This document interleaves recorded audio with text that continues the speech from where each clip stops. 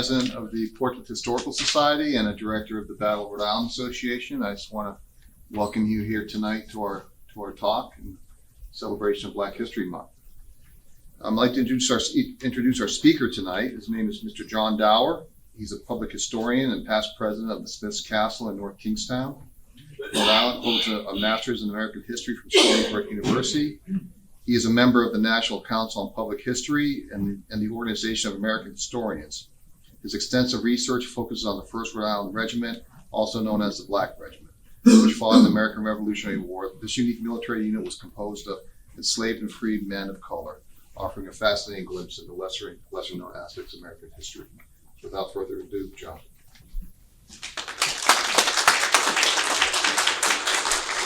All right, thank you, Greg. I'd like to thank Jason for being here. He and I seem to connect up at a lot of these things, and we're both on the board at Smith's Castle. So what we're going to talk about tonight is the Black Regiment. Seems like a fairly simple topic, but there's a lot of misconceptions out there that we're going to talk about. Can everybody see all right? Am I okay right here? Because I'm trying to stay in the camera shot and be out of the way here. You're good. Good? Yes. Good. All right. So in addition to thanking the Battle of Rhode Island Association for having me here tonight, these are some of the sponsors for their lecture series. I thought it would be important to point them out. And then we're going to jump right into this. So you'll see in the title there, the First Rhode Island Regiment of 1778. And that's an important distinction that you're going to hear more about as we get further into this. And we're going to talk about what was the Black Regiment. A lot of different ideas, some misconceptions about it. And then eventually I'm going to get us to the Battle of Rhode Island and their role in the Battle of Rhode Island, because there's been some misconceptions about that as well. I usually start out with the ground rules, but I thought I'd change the title tonight to Rules of Engagement. Anything I talk about is the history. The history comes first. I'm going to be using some terminology when we talk about this that's somewhat sensitive, some words we wouldn't ordinarily use in society today.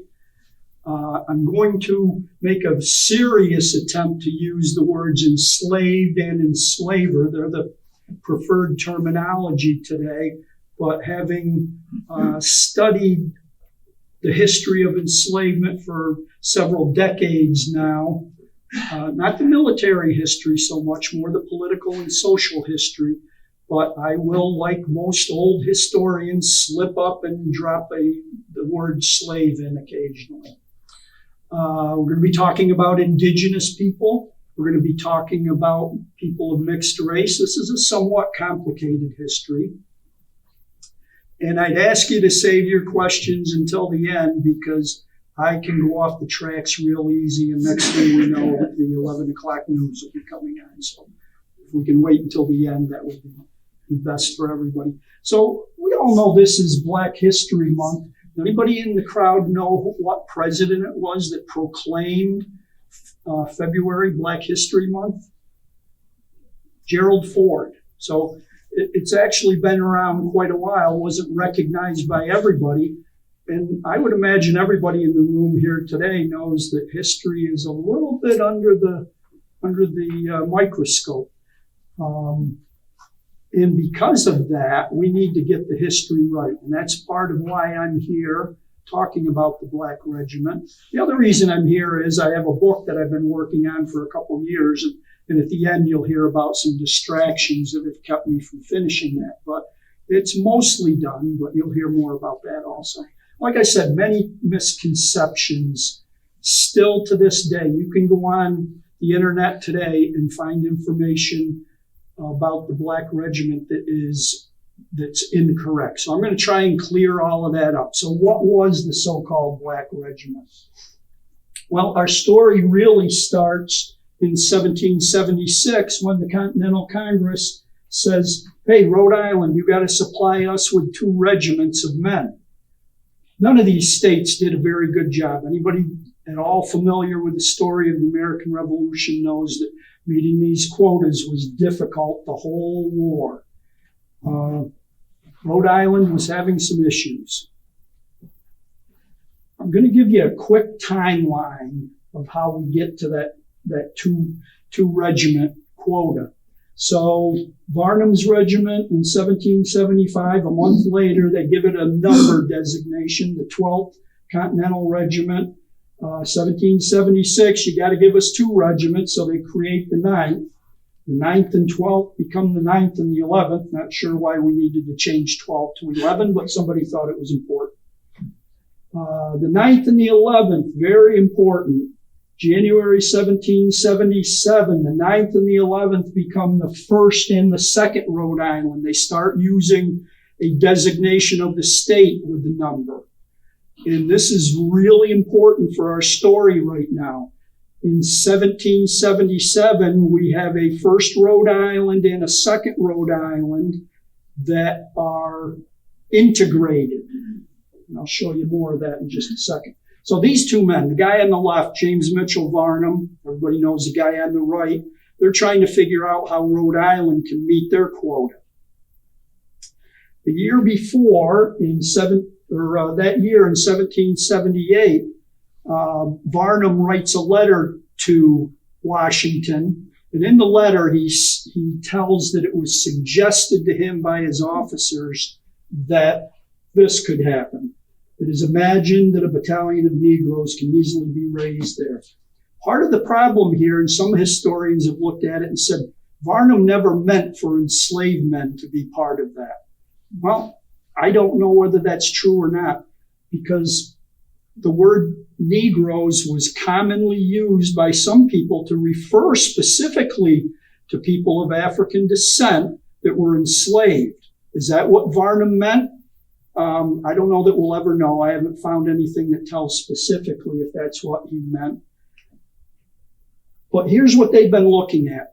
The year before, 1777, the Continental Congress encouraged all of the states to do a military census. They want to know how many soldiers they've got available to fight. Rhode Island comes up with this number of 404 men. These are men between 16 and 60 that are able to bear arms. 404 men of African descent, 82 men of indigenous descent that are really part of the number they're looking at. Regiment, they're trying to reach a number somewhere around 400. That's kind of the number they're shooting for. So that number must have jumped out at them. One of the things that bothers me looking at this, we're trying to create a new regiment of maybe 400 men. We've got 7,100 white men, and we're not looking to recruit them. Some white men were recruited during that time period, but all this focus is on recruiting men of color. And I don't even think that 7,100 number is really accurate, because 3 years before, we had 5,400 white people living in Rhode Island. So you're telling me that there's only 7,100 men between 16 and 60? That's the vast majority of men that would have been living at that point in time. But all the focus is going to be on recruiting these men of color. So what happens? Varnum sends the letter to Washington. He forwards the letter to Governor Nicholas Cook. And with that, he says, please help the Continental recruiters in this effort. Doesn't say anything else. Doesn't say anything about go after the enslaved men. Doesn't say what they need to go after. Nicholas Cook runs with it. He and the General Assembly, and this is a rough draft of the act they passed on that day in East Greenwich, February 14th, they run with it, and here's just a little bit of the wording from that. And I'm not going to stand here and read to everybody, but I'll let you all take a look at it, and then I'll talk about it here in a second. Okay, time's up. Hopefully you all... Really, the 2 things we need to focus on, they use the word man slave. That's who they're looking for. if they enlist into either of the said 2 battalions, forget you even read that. That isn't how it worked. They decided they're going to take the 1st and the 2nd and make them segregated units. So the men of color that get recruited under this act are only going to go in the 1st for Rhode Island. And down below, there it is. If you pass muster, in front of Colonel Christopher Green, immediately discharged from the service of his master or mistress. And we do have a couple of men that enlist that don't show up for the muster. And needless to say, I think both of them, we still don't know what happened to them. They headed out. John, Yes, they must have been a number of things, I suppose. I'm just wondering, it's not showing up, I'm sure it's something other than that. You know what that was? Yeah, they had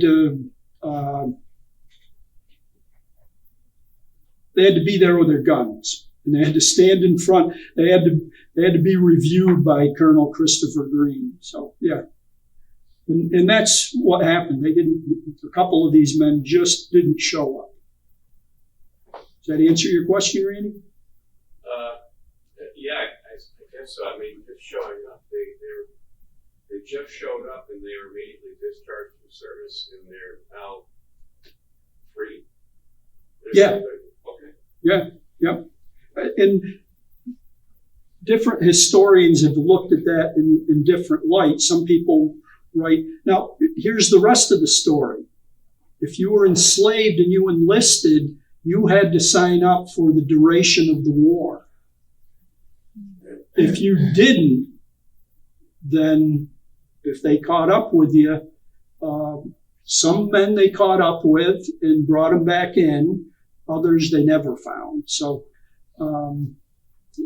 yeah, there were certainly repercussions. It just wasn't written, that language just wasn't written into the act. This is how they worded it. They needed to find a way to get these men to show up with the recruiters and enlist, and freedom was the way to do it. Which, that's really what got me very involved in looking at this, is looking at the position of taking men that are enslaved and offering them their freedom to fight for our country so we can be free from Britain. It's a kind of an awkward situation, to say the least. Excuse me, sir, so what was the enslaver given? I'm sorry? He handed over his property to go fight, Right? and what was he given? Because as you know, some people know that. Some people who lost slaves in the past will still get paid even to this day. Yeah, the enslaver was compensated. That was written into the act. Many of the enslavers were not happy with the amount that they were compensated. But as you'll hear in a minute, the act only took place for a few months, so a lot of people weren't happy with it. I can't vision myself being enslaved and telling my master that, hey, I'm leaving, I'm going to go somewhere. You know, and to me it doesn't make sense. In most cases, they didn't, and that's part of the issue. Some historians have thought they had to have permission.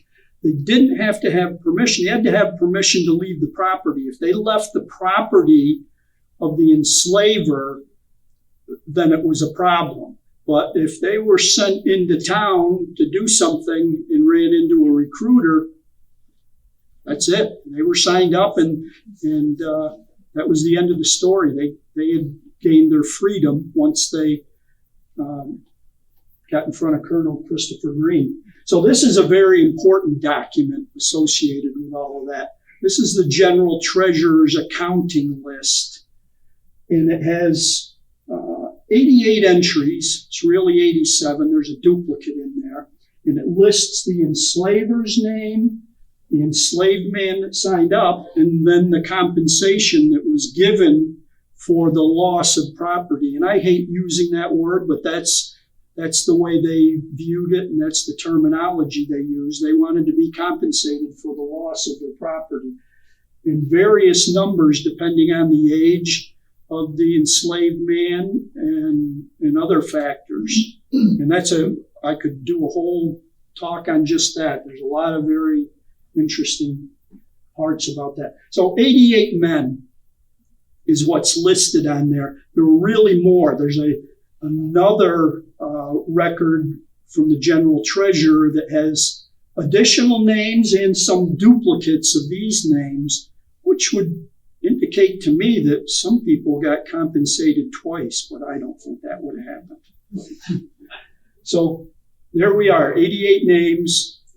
You're going to see in a minute that we're going to add to that.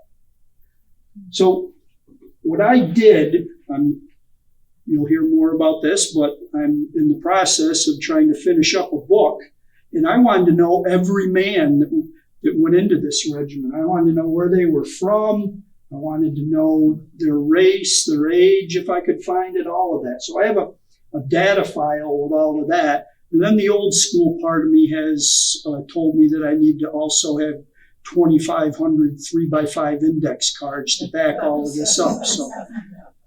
So my office, as my wife will attest to, has an extra table full of index cards all the time. But anyway, that's what I have, and I come up with this information. I wanted to know really how many enslaved men. That was the first question I had, and I didn't know it was going to result in a book, but I wanted to know how many enslaved men actually went into this unit. When I get all done, I come up with 125, and I feel fairly comfortable with that number. There's an asterisk there because some days it's 124, some days it's 126, but I split the difference. And there's reasons for that. It's whether I want to include men that may be enlisted but didn't show up for muster and they disappeared. So some different reasons. So 125 enslaved men enlisted under that act. Not 72. I've read the number 72 over the years in various places. It's not the 88 that was on that first accounting list. It's not 150 to 200 that I occasionally read. That's the total number of men, including free men of color that had already been in or decided that they wanted to enlist in 1778 when this recruiting effort took place. It's not the 400 they expected, potentially, but we take the 125, we add roughly 60 men from a veteran company. Now, these are the men that came from the 1st and 2nd the year before when it was integrated. They've been in Valley Forge. They become, on paper, part of this unit. Eventually, the intention was to bring both this veteran company and the newly recruited men of color together. And then, as I said, we had some free men that enlisted, got caught up in the recruiting effort in Rhode Island. So we end up with less than 200 men that are rank and file. That's the privates and the musicians. By the Battle of Rhode Island, might be 140 some men. We lose some. Some of the men that are listed in the early records for the Black Regiment are men that die of disease during that time period. They're men that are killed at Monmouth. And we even had one man killed during the training in East Greenwich. So that number drops considerably by the Battle of Rhode Island. So let's break it down. And this is going to tell us why this unit was called the Black Regiment. I looked at every man I could find in every indication of race. Got 70, I can't find anything. We know they're men of color because they end up in this unit that is just men of color. But the ones I could find a specific mention of race, 95 of them are black men. We've got 9 men that are of mixed race. We've got 13 that are indigenous. I've had this conversation with other historians. Well, aren't we slighting today the indigenous men that joined? And I said, I'm not changing the history. This is what the people called it. So if you're walking down the streets of East Greenwich in 1778 and you watch these men marching, training there for months, you're going to think that it's primarily men of African descent. And the other thing that adds to it is we had another group with the British, the Ethiopian Regiment, that lasted a very short period of time, but people were familiar with that. So this idea of a regiment of men of color was not new, but it was new to the Americans. So, as I said, on paper, 187. That number probably most people could say it, you might want to look at it a little bit lower, but I included men that were sick and had been wounded at Monmouth in those numbers to honor them, say that they were part of that unit, because on paper they were. When this unit was created, those men were part of it. So this is a muster roll of the veteran company. Remember, they were the group that had been in the 1st and the 2nd Rhode Island in 1777. They remained in Valley Forge. Numbers dropped there considerably for both the 1st and the 2nd Rhode Island. Disease, starvation, everything. Most of us are familiar with that story of Valley Forge. But here's the muster roll showing those men. And if you look at the very bottom there, we have some men that are deceased by the time this muster roll taken in May is done. You got others listed as sick. Again, various reasons, disease. Some of them die. Some of them die from mortal wounds the following month at Monmouth. Then we have 4 musters that are going to look like this. 32 to 33 privates and musicians, all men of color, led by white officers. We've got 4 companies. These are the group that are training in East Greenwich, and they're going to meet up with the men of the veteran company who got a surprise at Monmouth, and then they get back to Rhode Island and find out they've got an even bigger surprise. How would you like to march from New Jersey and find out you're going into battle yet again? So now we're going to look at this timeline again. There in blue, you see it. Segregated. I read all the time that this was a unique group of men and they were integrated. No, the integration had taken place all along. What made them unique in February 1778, they decided just men of color in the 1st Rhode Island, just white men in the 2nd Rhode Island. So that's what made it unique. That's what differentiates it from the 1777 rendition of the 1st Rhode Island. So we can't just call it the 1st Rhode Island. It was known by people of that day as the Black Regiment. We can say the 1st Rhode Island, so-called, or also known as, but there's a clear distinction there. Here it is summed up. Segregated unit with white officers, only from February of 1778 until the end of December 1780, and then the line is reorganized into one regiment known as the Rhode Island Regiment. Eventually less black men were recruited overall, no enslaved men after. And what happened is there were so many people against this entire thing for a variety of reasons. You can read about that in my book, but a variety of reasons. So June 10th, this act is repealed and no longer were enslaved men allowed to enlist. Of course, there's some catches there that you could also read about in my book. So it was a small unit with a fairly short existence. Segregated unit only from those dates, a little over 2.5 years. Here's another important thing that I determined. By the time the Black Regiment is disbanded and the 1st and the 2nd are put into an integrated regiment, almost half of the men that were on paper of that 187 are no longer there. Over that 2.5 year period, we have some losses of men that died on the battlefield, but most of the men died of disease. Anybody familiar with the American Revolution knows that somewhere around 3 times as many men died of disease than what died on the battlefield. So half of those men are gone. Some of them deserters. Overall, my numbers are going to show that the desertion rate for this black regiment is lower than the average number by a fair number.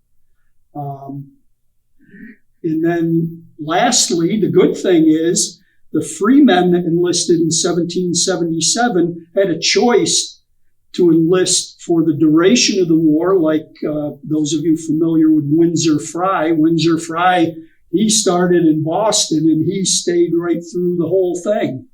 So we had men that did that, but they were given the option of enlisting for a 3-year term. So that 3-year term came up, and I want to say that might be somewhere around 10 or so men that got an honorable discharge. And we had other men that got an honorable discharge due to injury. And then there's one man that you'll read about in my book that was a feeble old man and should not have been recruited, but he must have talked somebody into it, and he wanted his freedom so bad that they finally decided, you know what, let's just let him have an honorable discharge, and he remains a free man.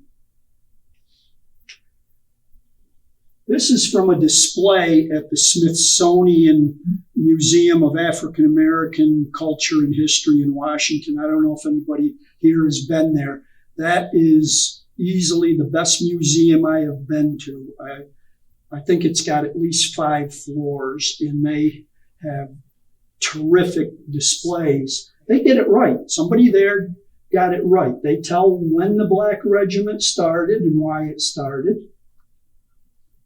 And that's really it. The Black Regiment started in 1778. It was not the First Rhode Island specifically. There were 2 renditions of it. So we need to get that part right today. And you can go on the internet tonight and look up the Black Regiment, and you'll find that the Black Regiment fought in a variety of places at Monmouth, which is partially true. The veteran company was there, but you'll find where they say they fought at Yorktown and several other battles. No, men that became part of the Black Regiment did fight in many other battles, but the Black Regiment, that segregated unit, only fought in a couple places. This is de Verger's watercolor. I'm sure anybody familiar with the American Revolution has seen that, and I think Jason pointed it out earlier. On the left there, we have a man that would be in a uniform of the Rhode Island Regiment at that time. So now we're going to talk about the Battle of Rhode Island itself. And somebody's going to be surprised here because she didn't know I was going to do this. But my good friend, Michelle Girasoli, that is a board member at Smith's Castle, if you're not familiar with what she does, she creates these digital maps that you use an app on your iPhone or whatever cell phone you have. And it uses GPS, and as you're at various sites, it brings up a story, and there's questions still that it asks. Is that part of it, a little quiz type thing? She can tell you more about it. But she did the very first digital map at Smith's Castle, and then last year she said to me, I'm talking to the people at the Battle of Rhode Island. Would you put in a good word for me? I said, yeah, this is ideal. There's no better use of this technology than for something like a battle that took place at all different locations. So if anybody has any questions, I'm sure Michelle will be able to tell you. So it's a little shameless plug that we do. All right, now we're gonna open up another little can of worms, and that has to do with the role of the so-called Black Regiment here during the Battle of Rhode Island. And I believe this is the only image involving anything, and this is really the siege of Newport, I guess, that started off, where the Americans thought they'd be able to force the British out of Newport. So I'm just really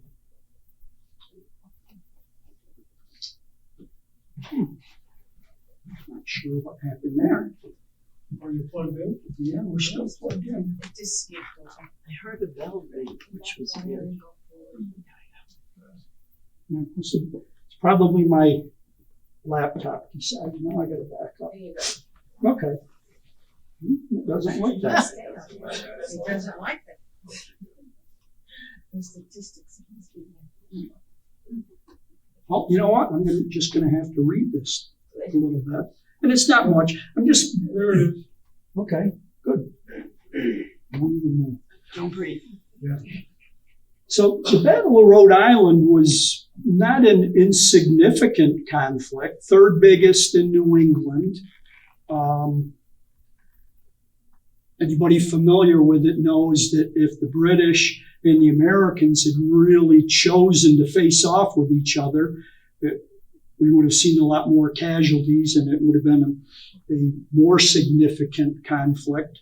But 14,000 people there, roughly about half of the men that were there really were not on the front line. They were just reserves, so that gives you some indication. Those of you not familiar with it, the action at that point was really the Americans had a fear that the British were about to reinforce Newport, and it was well founded. They decided, you know what? The French took off. We don't have them here to help us. We better get out of here too. So it was a planned retreat moving north off the Quidnick. And it's not showing you there, but Americans killed were 30 plus. Number was probably a little higher. And in a minute, I'm going to discuss the casualties for the Black Regiment.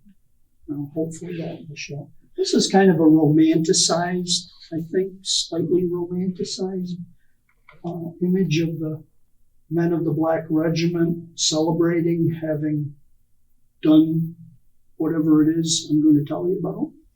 So here, these two men. On the left, Colonel Christopher Green.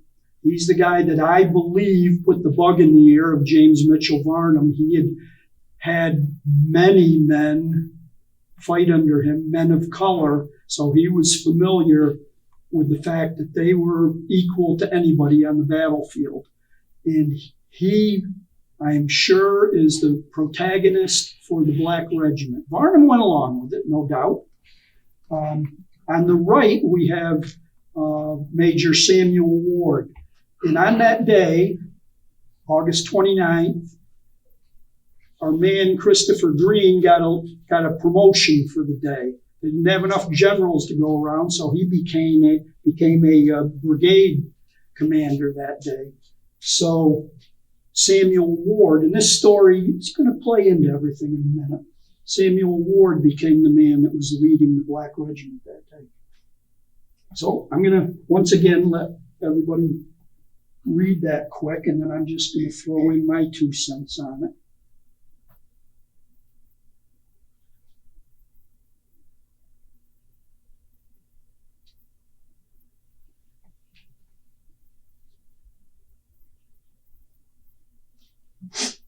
So, once again, if we go online tonight, you will find references to the Black Regiment that day that if they don't use the word single-handedly, they will insinuate that the Black Regiment held back Hessian's charges 3 times. Here's another one. And these were all made back in the 19th century. Here's another one again. Repelling these furious onsets. Do you see anything in there that says that they were reinforced? Well, we don't. And this I just took off the internet the other day, and I'm not going to tell you where it was, but it was on a fairly important website. You can probably find it. Holding back 3 regiments of German mercenaries. That's the type of language that's out there. Remember I said we got to get the history right. The men of the Black Regiment deserve that there's no controversy over this. And some of the early controversy, and this goes back to 1879, a fairly well-known historian here in Rhode Island named Sidney Ryder, he didn't like what was being said. He said, that's impossible. That little band of men could not have held back all of these Hessians. So he looked into it.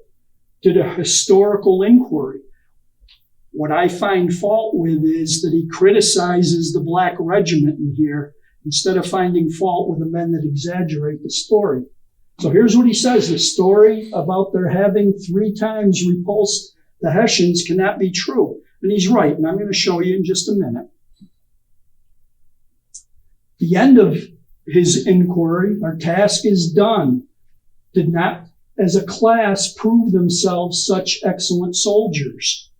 No, because you're focusing on the words of other people, not the actions of those men. So which is it? We're talking about this group of men, probably somewhere around 140 with some white officers, that find themselves in front of the artillery redoubt. I believe it's still called Lehigh Hill today. It was known as Durfee Hill. The British called it Burrington's Hill.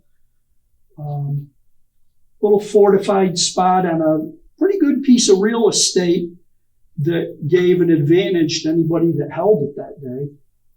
There it is. I love using old maps as opposed to modern maps. So, just a few minutes down the road from us. Oh, that's not good.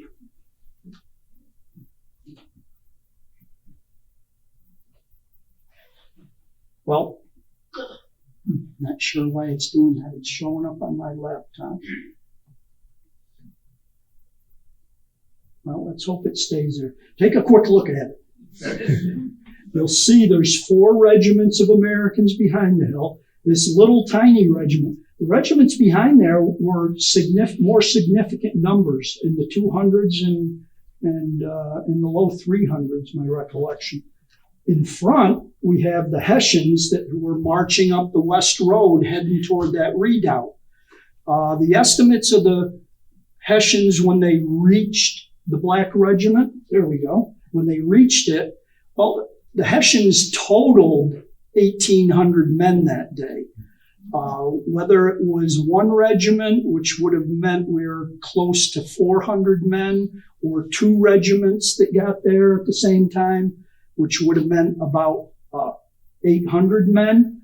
I don't know that we'll ever know for certain. Different historians somewhat disagree on that. But it was at least 400 men that meet the Black Regiment. Now remember this. These men had just picked up muskets in the months before. Most of them had not carried a musket except for the veteran company. So we've got this group of men that are not very well trained at this point. And we have trained soldiers, mercenaries that the British are paying to be there. Let me go back and just take one last peek at that picture.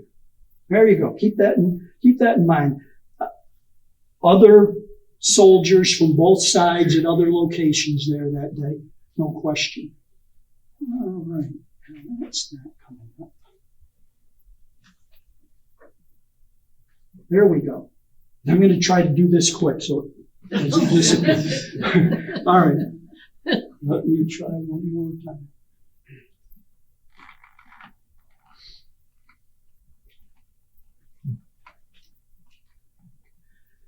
There we go. This is from Hessian's version of the story. They met a more obstinate resistance than they had expected. They found large bodies of troops behind the work and at its sides, chiefly wild-looking men in their shirt sleeves, and among them many Negroes. They met the Black Regiment out in front of that redoubt. Oh, back for a second. Reuben Gulliver, who was in Wade's regiment, one of the Massachusetts regiments that was behind the redoubt, said there was a bloody engagement with the enemy, Colonel Green's regiment of blacks being literally cut to pieces. That doesn't match up specifically with the number of casualties that we have there, but it does match up with the idea that somewhere between 400 and 800 trained mercenaries met up with this small group of maybe 140 plus men in front of them. Let's see if we can move on there. I think this sums it up pretty well. This is Nathaniel Green, and he doesn't, let me tell you something before I get into that. There's a lot more talk and literature available from a variety of other men that were there that day. And most of it pretty much matches up to this. I couldn't be here all night showing you every piece, but in my book, I devote a whole chapter on sorting this out. But I think Nathaniel Green pretty much sorts it out. They intended to dislodge us from the redoubt. He had to advance four regiments, finding the enemy still gaining ground, so on. Eventually, and look, we're talking 4 regiments, 2 more regiments, a brigade of militia, and Colonel Livingston with the light troops. So remember, I said we got about 1,800 Hessians, and supposedly they kept reinforcing this group of Hessians. Think about that. It was not the Black Regiment alone doing it. And that's not to take anything away from them. You'll see that in just a second. Major General John Sullivan adds to the controversy when Sidney Ryder picks up on this story. And he talks about Major Ward being somewhat dissatisfied, that maybe he had to say some words in the heat of the battle. And I'm going to share my thoughts on that in just a minute. But at the end there, he says, the regiment will be entitled to a proper share of the honors of the day. Think about that for just a minute. It eventually took all of these regiments to force back the Hessians. The continually growing number of Hessians that are trying to take that redoubt. Who was the group that all by themselves stood out there in the beginning and said, hey, we're not moving? Do I know that's how it happened? No, but on paper, it sure looks like that's what happened. And here's how we're going to prove it a little bit. 30 killed for the Americans, 137 wounded, 44 missing. So we look at the men of the Black Regiment. A lot of historians settle on a number 3, and I think that's way too conservative. What some historians do is look at men that were listed on the prior muster roll, and it says sick, present. I'm going to tell you that hot day in August, if you're sick and you're being shot at, I think that makes you at least as vulnerable as anybody on the battlefield, maybe more, that something is going to happen to you on that battlefield. And that's precisely what happened. We have some men that a couple days later are listed as dead on the following muster. Did they die of disease or were they killed on the battlefield? Flip a coin. I don't care either way. They died on the battlefield. We got 7 or 8 potentially wounded. I think one man that was wounded died of his wounds later on. Remember, you get an infection in a wound on the battlefield. It was often a death sentence. Let me go back for a second. So 4 deaths out of 120, maybe 140 men, somewhere around 3% of the men of the Black Regiment were killed. We only got 30 deaths out of 7,700 men. That's 4.4%. If we had that same death rate for all the Americans, we would have had 256 killed. So there's no question they were in the thick of things. All the evidence points to that. Anybody that saw it points to that. And here's what Winthrop Robinson, another man from one of the Massachusetts regiments that was engaged, that reinforced the Black Regiment. He says, fought bravely. He was right there. He saw it. He doesn't say anything about them holding back the entire Hessian charge themselves. He says they fought bravely. So that brings us to the bigger question about this group. but were unfortunate. What did he mean by that? I'm guessing that he saw how overwhelmed they were, and that initially they were not being reinforced. They were out there on their own. Hazard Potter, a white man, I believe in Narragansett, when the recruiting was taking place in spring of 1778, a group of men of color are about ready to enlist. The recruiters are right there with them, and they're talking, and he tells them, you're always to be employed on the most dangerous service. He uses words like cannon fodder. You'll be put out in front of everybody during the battle. I'm not going to say there's a conspiracy here that there was any purposeful intention of putting that regiment as the last group to defend that redoubt. I have sort of a different look on it. And historians aren't supposed to guess or use assumptions, but Samuel Ward was mad about something. I figure there's as good a chance he was mad that these men decided this is where we're stopping. They're gaining ground on us. This is where we're going to stop and fight. Because that's what they did. They stopped and fought.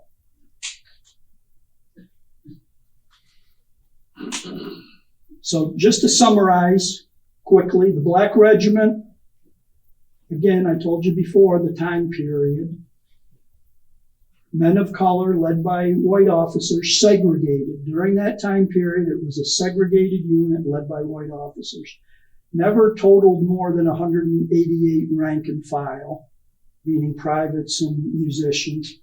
They clearly put up a stubborn resistance at the Battle of Rhode Island. Their actions that day slowed down the Hessians and allowed the Americans to see what was happening. This large group of Hessians in full uniform, trained professional soldiers, are coming up the road, and if they get to that redoubt, they're going to have an advantage over the Americans that are trying to survive and get off the island.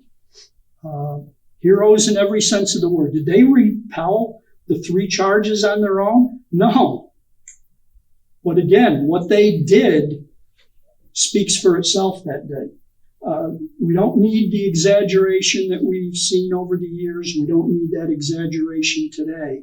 These men were heroes. So that's my take. Don Troiani does a fantastic job. We need Don Troiani to give us the imagery of the American Revolution, because that's what people looking at history today, the young people, need to see. Oh, there he is over there. They need to see that man, living historian, showing them what it was like back then. And that's our only hope for history to, and I think there's a resurgence of sort that's come along the past few years.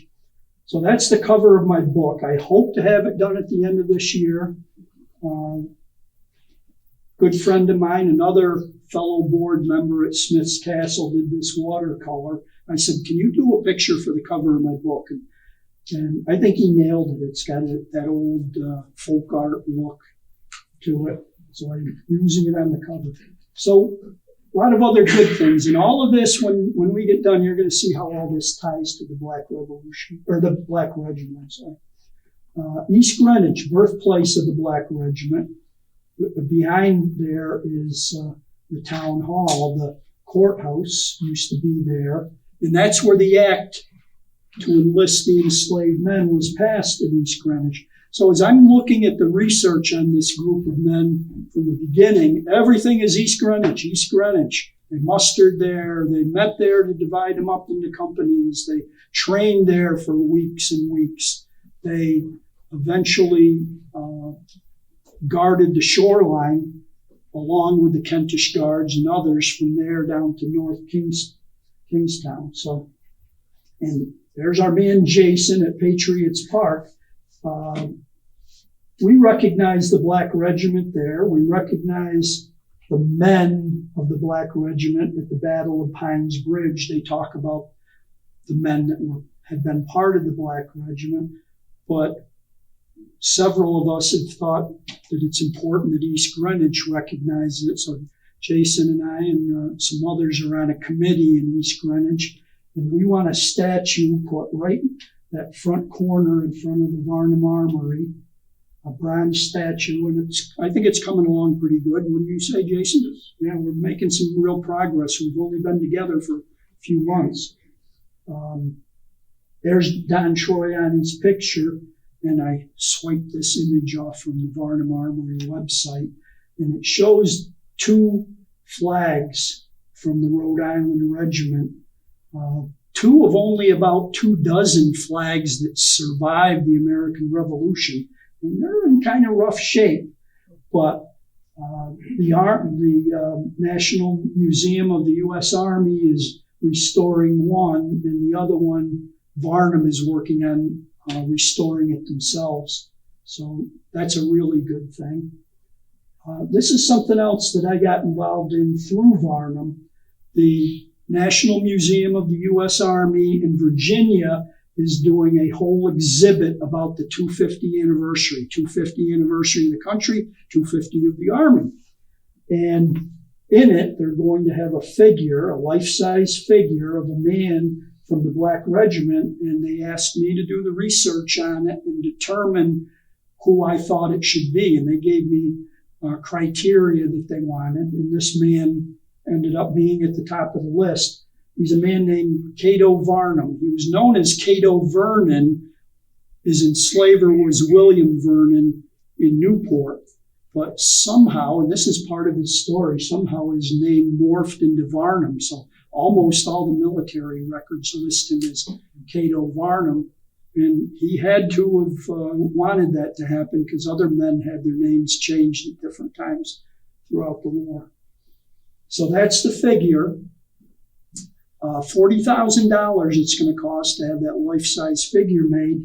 And once that display is done at the Army Museum, that figure is coming to the Varnum Armory for a long-term display. So that'll be interesting. They'll have the bronze statue out front, and then you'll go in and see this, and they're going to have other displays involving the Black Regiment, and it'll be a learning experience for the community and anybody that visits it. So here's the place that's really tied up my time for 2 years, and my book literally came to a screeching halt, and that's Smith's Castle. We do educational programs from 4th grade up to graduate school. I think this, if I remember right, that was a group from Roger Williams that visited us a year or 2 ago. And we talk about the Black Regiment. And the reason we talk about the Black Regiment, 2 men that were enslaved at Smith's Castle enlisted to gain their freedom. And that's what brought me into all this. Otherwise, I probably wouldn't even be standing here or going other places that Jason and I go to talk about this. Here's something else tied to this. And in a second, we're going to do a full circle here. This is what I believe is our most prized artifact at Smith's Castle. I call it a primer book. Some people pronounce it primer book. About 4 inches high.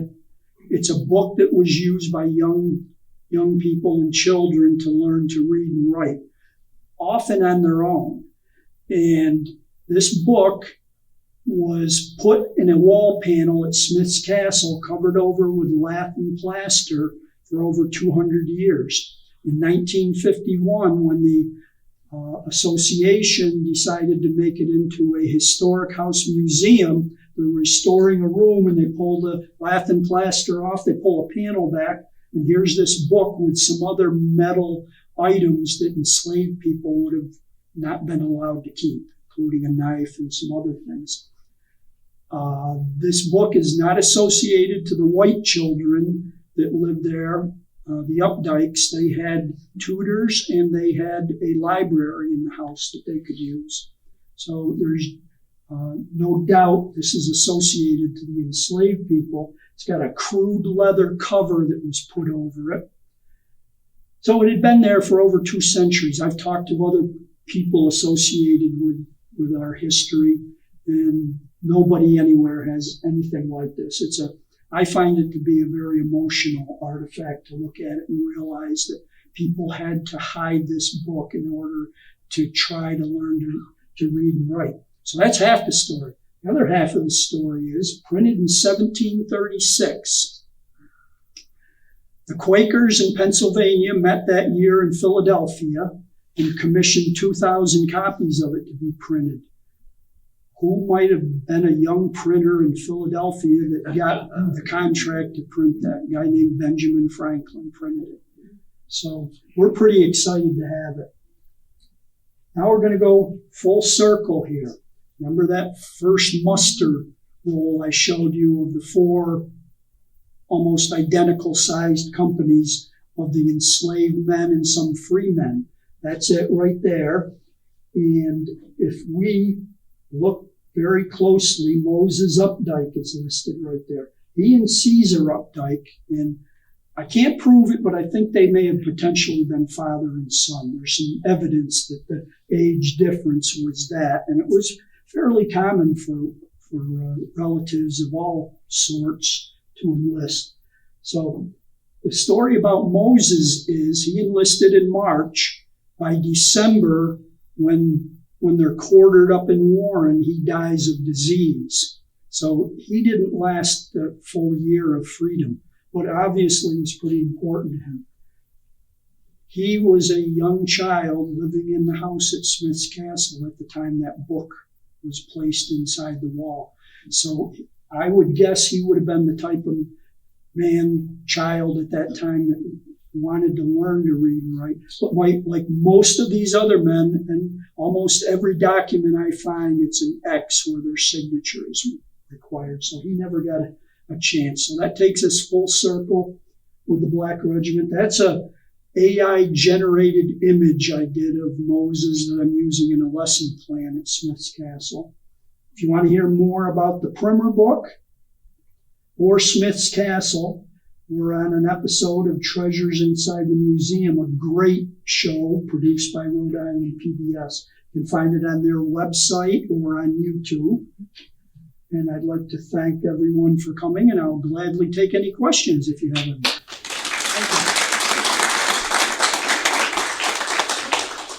Do you have a description of West Main Road from that time? Nothing other than what I've read in various places. Now, here's the thing, I should have been upfront about this. Most of my book and my research is as much a social and political history as it is the military history. Obviously, you can't exclude the military history, but I'm more interested in why these men might have been left out in front of the redoubt. But I guess you can share something with us on that. Is that? No, I'm just curious. Yeah. We live close to that because it's a modern highway today. Right. But as you walk that area, it was very, very rough terrain other than where the highway is. I wonder what, it was a major throughway on the island. Maybe somebody could tell us what it's looked like. I do know there's references to in front of that redoubt, it was an apple orchard. I've seen that written a couple of times where they say it was an apple orchard, and that's where some of the men of the Black Regiment were. But beyond that, I don't know. But the Hessians, almost every reference you find to the 1800 Hessians marching up the West Road. Yes, sir.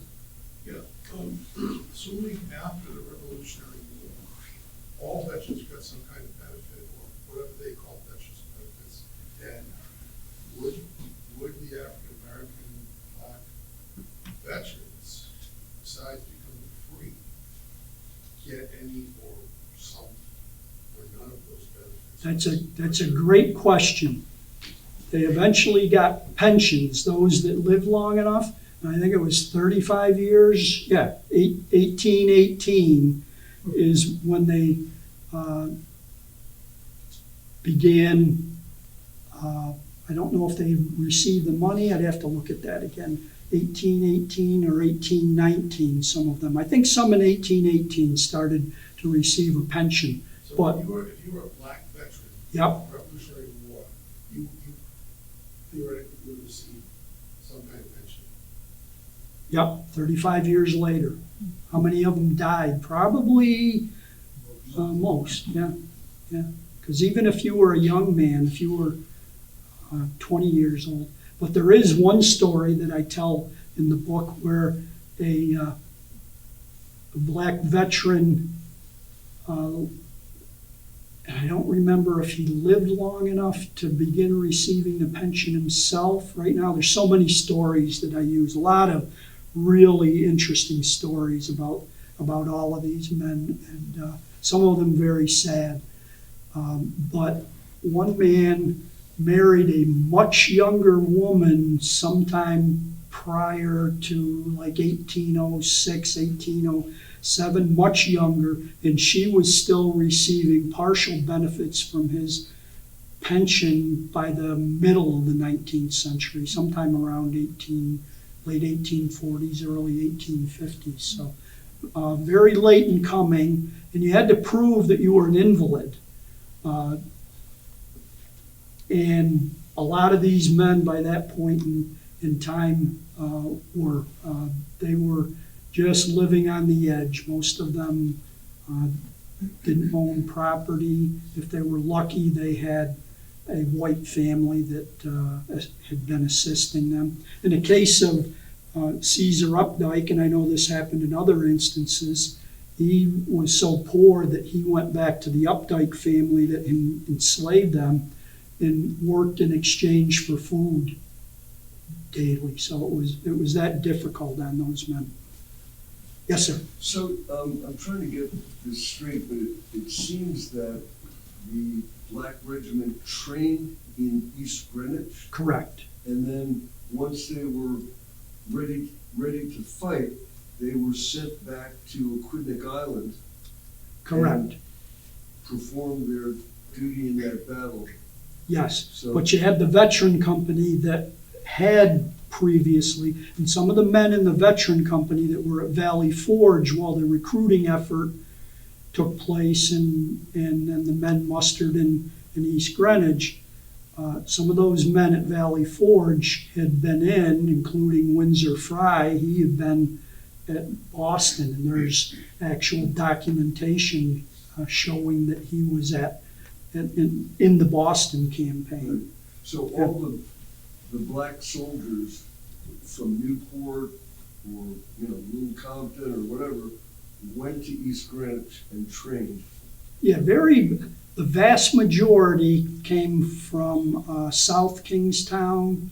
North Kingstown was second. The areas that had the plantations is where many of them came from, the majority. But they came from every town in Rhode Island. There was a man in the Black Regiment from may have been one town. I'll have to check my. And were they put up in tents or?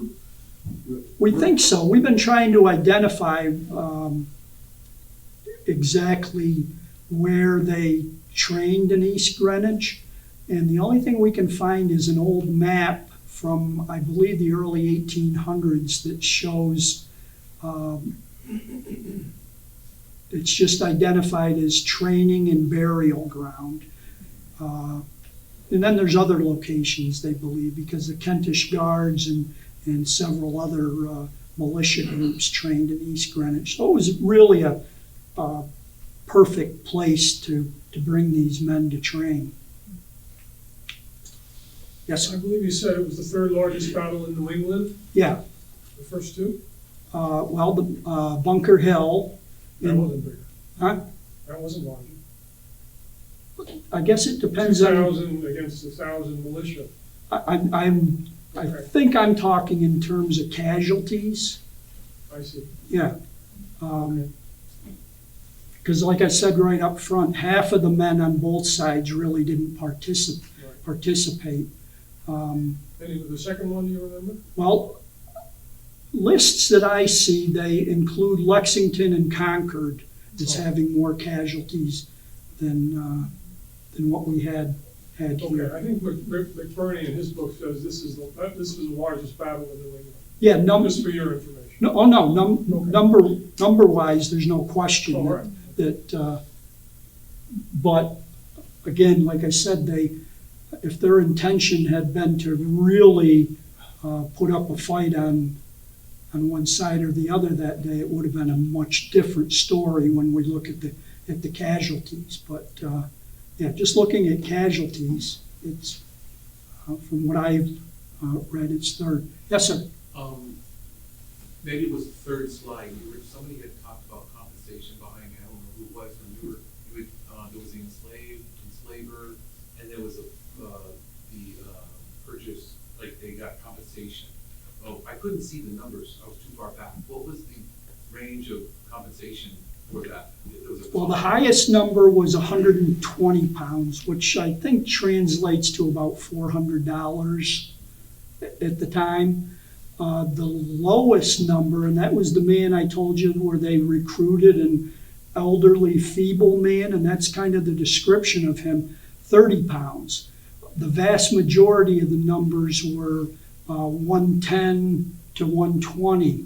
And I talk about in my book where you've got, like, Moses Updike was 93 pounds, so he would not have been in the prime of his life.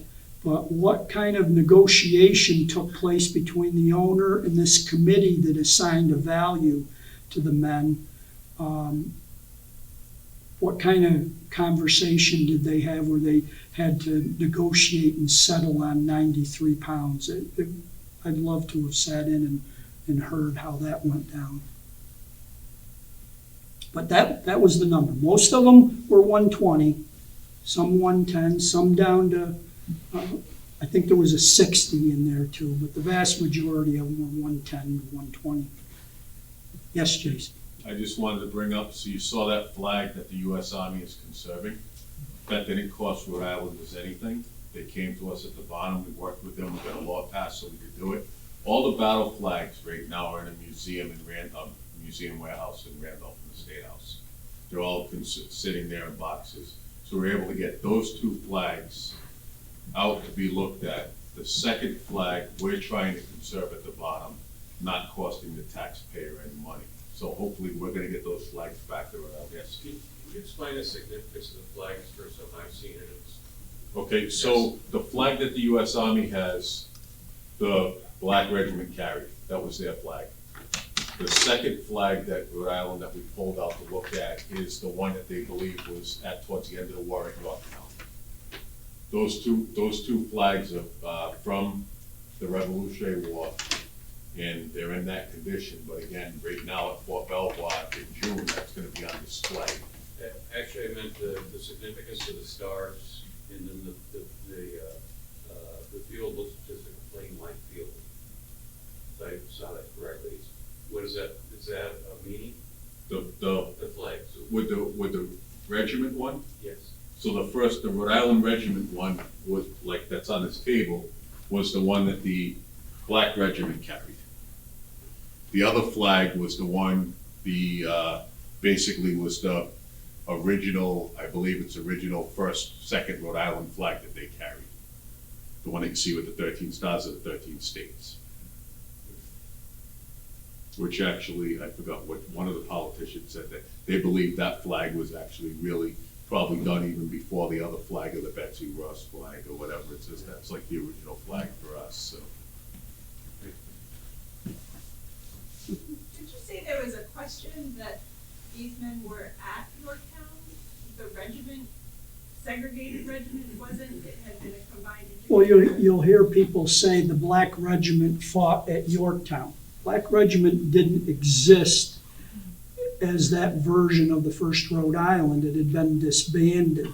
Men that had been part of the Black Regiment that I spoke, it's a little confusing, but the main thing to recognize is you can't just call it the First Rhode Island, because the year before, the First Rhode Island was made up of, it was fully integrated, and mostly white men in that version of it. So I still to this day see people say the First Rhode Island was made up just of men of color. Well, no, that rendition of it was made up just of men of color. But they enlisted for the rest of the war, so it's likely that they were there. You don't have accounts of these soldiers fighting in Yorktown? Yeah, there were some, and I know who they were. Cato Varnum being one of the more significant ones that was at Yorktown, and he was right in the action at Yorktown. The unit that he was transferred to temporarily was right in the action at Yorktown. Yes, Randy. John, one of your slides shows the number of folks who enlisted, and that has two different meanings. It means they signed up, or they were junior, i.e. not officers. There's no reference to rank or advancement after that, and they're in existence for 3 years, so I kind of understand that. And maybe it wasn't important to anybody, but it's kind of odd there's no reference to it. No reference. To the rank for enlisted men. When they come in, were they actually advanced, or they just signed up? You're talking about the black men? Yes. Specifically? Well, first off, for a very brief period of time, they were only allowed to hold a rank higher than private or musician.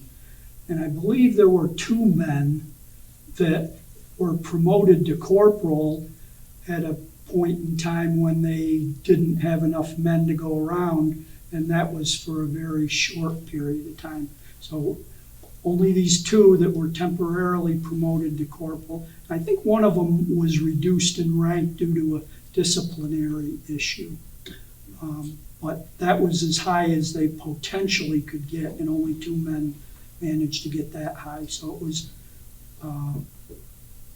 that was the ceiling that was given for them. All right, anyone else?